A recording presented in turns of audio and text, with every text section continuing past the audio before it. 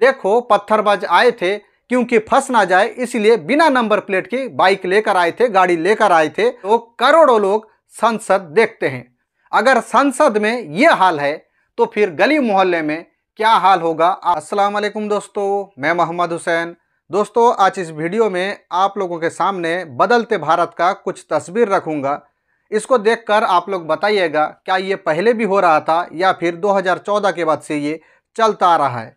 एक डेमोक्रेटिक देश में, एक लोकतांत्रिक देश में ये सब कुछ हो रहा है और नेता, मंत्री, प्रशासन, हाई कोर्ट से लेकर सुप्रीम कोर्ट तक सारे के सारे मूक बधिर बने हुए हैं। जी हाँ दोस्तों, इस पर बिल्कुल खुलकर बात करूंगा, विस्तार से बात करूंगा। जिन लोगों को बुरा लगे इस वीडियो को छोड़कर जा सकते हैं। जी हाँ दोस्तों, साथ में ये भी आप लोगों को दिखाऊंगा, बताऊंगा किस तरह से मुसलमानों को फंसाने के लिए एक प्री प्लानिंग बनाई जाती है। पहले से जाल बिछाया जाता है, षड्यंत्र रचा जाता है। मुसलमानों को फंसाने का नया साजिश, नया प्लानिंग, नया कड़ी। और सबको लगता है कि मुसलमान पत्थरबाजी करते हैं, मुसलमान दंगा करते हुए पकड़े जाते हैं।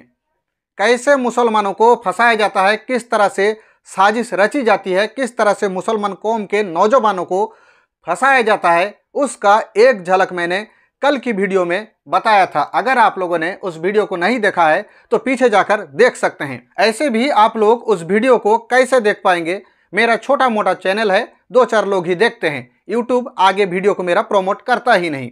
खैर, अगर आप लोग थोड़ा सा मेहनत करके पिछले वीडियो को, कल की वीडियो को अगर देखने की कोशिश करेंगे तो ज़रूर देख पाएंगे।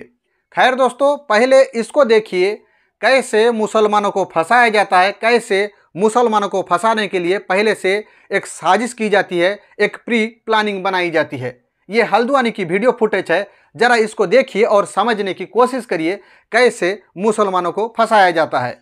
हमने पूछा कि आपकी गाड़ी में नंबर क्यों नहीं है। इनका जवाब ये है कि सरकारी गाड़ी में नंबर नहीं होती है। जबकि आज अपना संदीप बंदा है, ये बंदे ने मेरे को हाथ लगाया।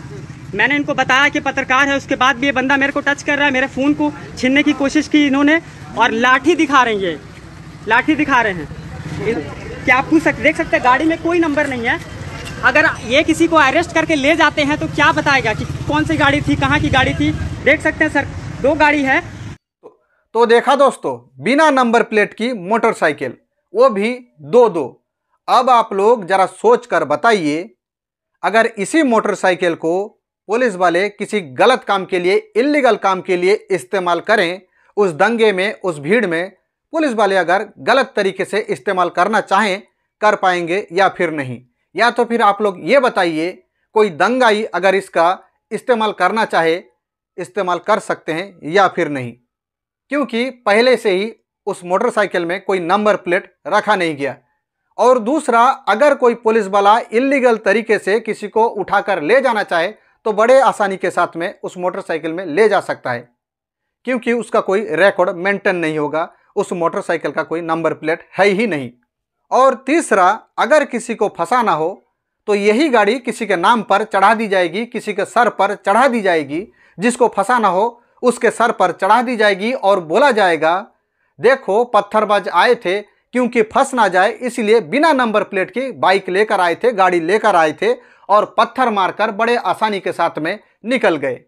ऐसे में आप लोग खुद सोचकर बताइए, क्या कोई मुसलमानों को बड़े आसानी के साथ में फंसाया जा सकता है या फिर नहीं।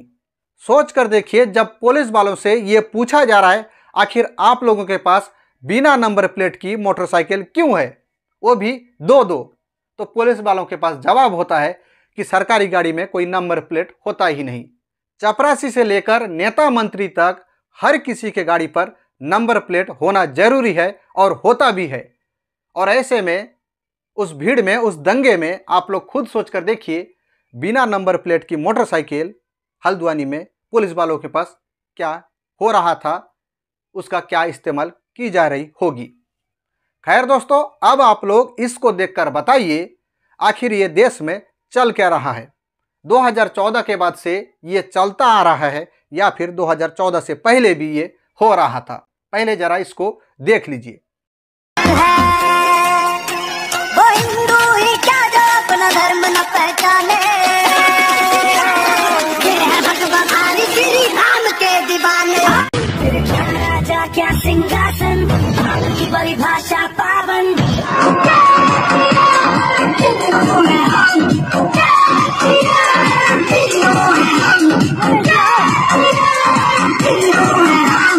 देखा दोस्तों, हमारे बदलता भारत का तस्वीर किस तरह से मुसलमानों के साथ व्यवहार किया जा रहा है, किस तरह से मस्जिद के आगे नाचा जा रहा है, किस तरह से मस्जिद के ऊपर चढ़कर अपना झंडा लगाया जा रहा है।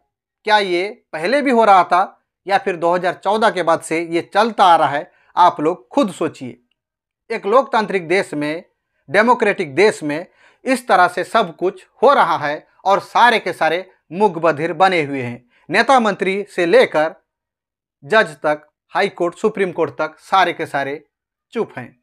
ये तो था हमारे बदलते भारत का गली मोहल्ले की तस्वीर, लेकिन संसद के अंदर क्या चल रहा है आप लोग खुद देखिए। कभी किसी को कटुआ बोल दिया जाता है तो कभी संसद में खुलेआम धमकाया जाता है। आप लोग खुद देखिए किस तरह से एक एमपी दूसरे एमपी को धमका रहा है।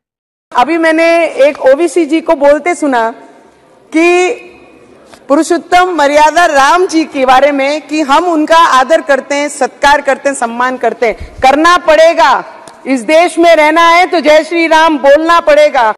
तो देखा दोस्तों किस तरह से एक एमपी दूसरे एमपी को खुलेआम धमका रही है। पूरे देश के लोग, करोड़ों लोग संसद देखते हैं। अगर संसद में यह हाल है तो फिर गली मोहल्ले में क्या हाल होगा आप लोग खुद सोचकर बताइए। कि भारत में रहना होगा तो JSR का नारा देना होगा, JSR बोलना होगा।